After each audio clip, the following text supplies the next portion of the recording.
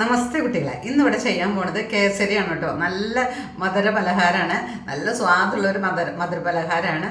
എന്നാൽ അധികമൊന്നും കഴിക്കാൻ പറ്റില്ല, ഒരു സ്പൂണൊക്കെ നമുക്ക് കഴിക്കാൻ പറ്റുള്ളൂ. എന്നാൽ കുട്ടികൾക്കൊക്കെ പെട്ടെന്ന് ഉണ്ടാക്കി കൊടുക്കാൻ നമുക്ക് നല്ലൊരു പലഹാരമാണ്.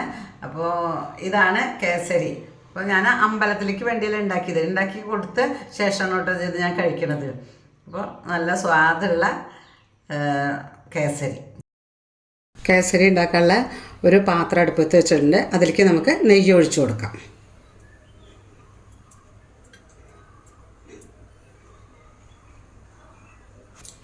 നെയ്യ് ചൂടായാൽ നമുക്ക് അതിലേക്ക് അണ്ടിപ്പരിപ്പ് ഇട്ട് കൊടുക്കാം. ഇത് ഞാൻ 100 ഗ്രാം അണ്ടിപ്പരിപ്പാണ്. 1 കിലോ റവയ്ക്ക് 100 ഗ്രാം അണ്ടിപ്പരിപ്പാണ് ഇട്ട് കൊടുക്കുന്നത്. അതിലേക്ക് 100 ഗ്രാം ഉണങ്ങിയ മുന്തിരിങ്ങ, ഇത് രണ്ടും നമ്മൾ വറുത്ത് കോരണം. അണ്ടിപ്പരിപ്പ് മൂത്ത ശേഷം നമുക്ക് ഉണങ്ങിയ മുന്തിരിങ്ങ ഇട്ട് കൊടുക്കാം.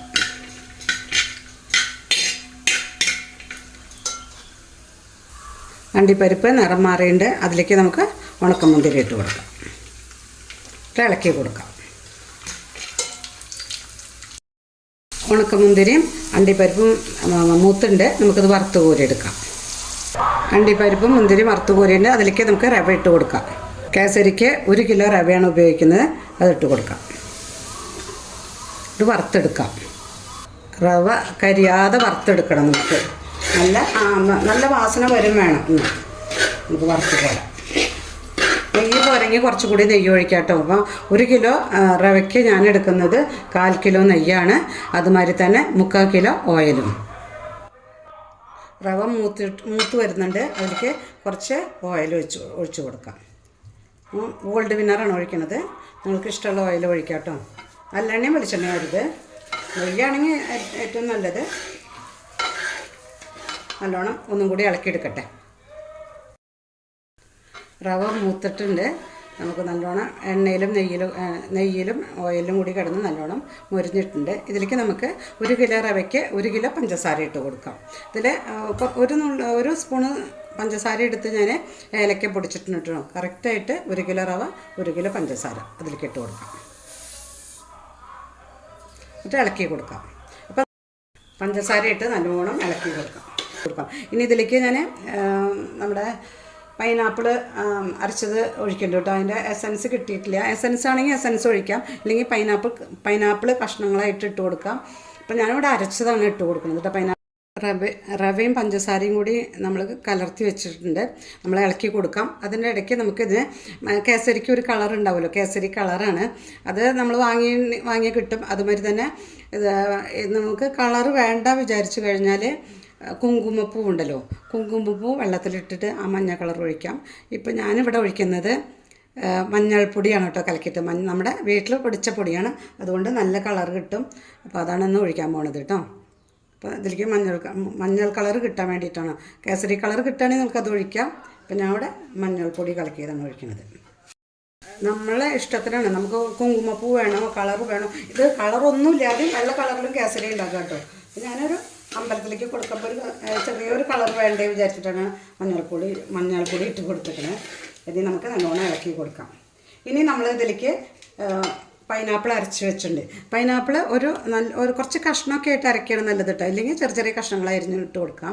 നിങ്ങൾക്ക് കടിക്കണം എന്നുണ്ടെങ്കിൽ ചെറിയ കഷ്ണങ്ങൾ അരിഞ്ഞ് കൊടുക്കാം. ഞാൻ ചെറിയൊരു കഷ്ണം പൈനാപ്പിൾ അരച്ചെടുത്തതാണ്. ഇത് ഇതിലേക്ക് ഒഴിച്ചു കൊടുക്കാം. ഇതൊരു നല്ലൊരു മണം കിട്ടും. പൈനാപ്പിൾ ഒഴിച്ചു കൊടുത്ത ശേഷം അരച്ചത് ഒഴിച്ചു കൊടുത്ത ശേഷം നമുക്ക് ഇതിലേക്ക് വെള്ളം ഒഴിച്ചു കൊടുക്കാം. നമ്മൾ എത്ര റവയാണോ എടുക്കുന്നത്, നിങ്ങൾ അളന്നിട്ട് എടുക്കുകയാണെങ്കിൽ ആ ഗ്ലാസിൻ്റെ അളവിനാണെങ്കിൽ 1 ഗ്ലാസ് റവയാണെങ്കിൽ 1 ഗ്ലാസ് പഞ്ചസാരയാണ് ഇതിൻ്റെ കണക്ക്. അതുമാതിരി തന്നെ അതിനനുസരിച്ച് തന്നെ വെള്ളം നമ്മൾ ഒഴിച്ചു കൊടുക്കാം. അപ്പോൾ 1 ഗ്ലാസ് റവയാണെങ്കിൽ 1 ഗ്ലാസ് വെള്ളം ഒഴിച്ചു കൊടുക്കാം കേട്ടോ. 1 കിലോ പഞ്ചസാരയ്ക്ക് 1 കിലോ റവ, അതുപോലെ തന്നെ അതിലേക്ക് 1 ലിറ്റർ വെള്ളമാണ് ഞാൻ ഒഴിച്ചിരിക്കുന്നത്. 1 ലിറ്റർ 900 മില്ലിയാണ്. 100 മില്ലി വന്നിട്ട് നമ്മൾ കളറ് കലക്കി ഒഴിച്ചതും അതുമാതിരി തന്നെ പൈനാപ്പിൾ അരച്ചതും, അപ്പോൾ 1000 മില്ലിയായി. അപ്പോൾ ഒപ്പത്തിനൊപ്പമാണ് എല്ലാ പഞ്ചസാരയും അതുമാതിരി തന്നെ റവയും വെള്ളമൊക്കെ വെച്ചിരിക്കുന്നത് കേട്ടോ. അപ്പോൾ ഇനി നമുക്കിത് നല്ലോണം വെന്ത ശേഷം നെയ്യോ ഓയിലൊക്കെ ഒഴിച്ച് ഒന്ന് പരുവായിട്ട് എടുക്കാം. വെള്ളം ഒഴിച്ച ശേഷം നമുക്ക് ഫ്ലെയിം കൂട്ടി വയ്ക്കാം. ഇപ്പോൾ അണ്ടിപ്പരിപ്പും മുന്തിരിയൊക്കെ നിങ്ങളുടെ ഇഷ്ടത്തിന് ചേർക്കാം. അതുമാതിരി ഏലക്ക പൊടിച്ചതൊക്കെ നിങ്ങളുടെ ഇഷ്ടത്തിന് ചേർക്കാം. വേണമെങ്കിൽ നിങ്ങൾക്ക് എസൻസുകൾ ചേർക്കാം. ഞാൻ അതൊന്നും ചേർക്കുന്നില്ല. നമുക്ക് വീട്ടിൽ കഴിക്കുന്ന അത് കുട്ടികളൊക്കെ കഴിക്കുന്ന കാരണം ഞാൻ സാധാരണ നമ്മുടെ വീട്ടിലുള്ള സാധനം കൊണ്ടാണ് കേട്ടോ ഉണ്ടാക്കുന്നത്. അല്ലാതെ കളറോ അല്ലെങ്കിൽ എസൻസോ ഒന്നും ഒഴിക്കണില്ല. അടി പിടിക്കാതെ ഇളക്കി കൊടുക്കണം. സ്റ്റവ് കട്ടിയായി വരുന്തോറും നമ്മൾ സ്റ്റവ് കുറയ്ക്കണം കേട്ടോ. സ്റ്റവിൻ്റെ ഫ്ലെയിം കുറയ്ക്കണം. ഇത് ഇളക്കിക്കൊണ്ടിരിക്കുമ്പോൾ നമുക്ക് ബാക്കിയുള്ള ഓയിൽ ഒഴിച്ചു കൊടുക്കാം. ഇങ്ങനെ കട്ടിയായി വരുന്ന നേരത്ത് നമ്മൾ പഞ്ചസാര ഇട്ടതല്ലേ, ഈ മധുരം ഒന്ന് ബാലൻസ് ചെയ്യാൻ ഒരു നുള്ള് ഉപ്പിട്ട് കൊടുക്കാം കേട്ടോ. ഇളക്കി കൊടുക്കാം. കേസരി ഇങ്ങനെ ഇളക്കുമ്പോൾ അടി പിടിക്കാതെ ഇങ്ങനെ പാത്രത്തിൽ പിടിക്കാതെ ഇങ്ങനെ വരണം. അപ്പോഴാണ് കേസരി ശരിക്ക് ആയി നോക്കാം. ഈ സമയത്ത് നമുക്ക് ഏലക്കായ പൊടിച്ചത് ഇട്ട് കൊടുക്കാം. ഏലക്കായും പഞ്ചസാരയും കൂടി പൊടിച്ചതുണ്ട്, അത് ഇട്ട് കൊടുക്കാം.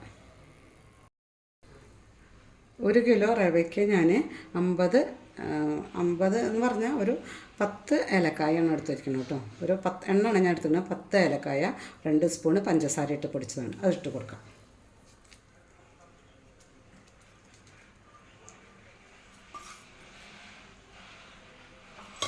ഇളക്കി കൊടുക്കാം.